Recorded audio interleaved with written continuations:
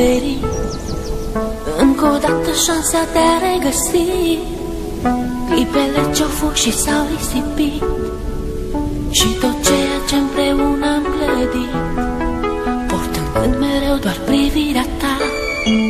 Realitatea nu o pot accepta. Ieri erai cu mine, azi nu mai ești. Ce s-au scris cândva au fost doar povești. Tu spune mereu, trăiește-ți clipa, viața însă n-a putut ierta. Tu ești sus acolo printre îngeri,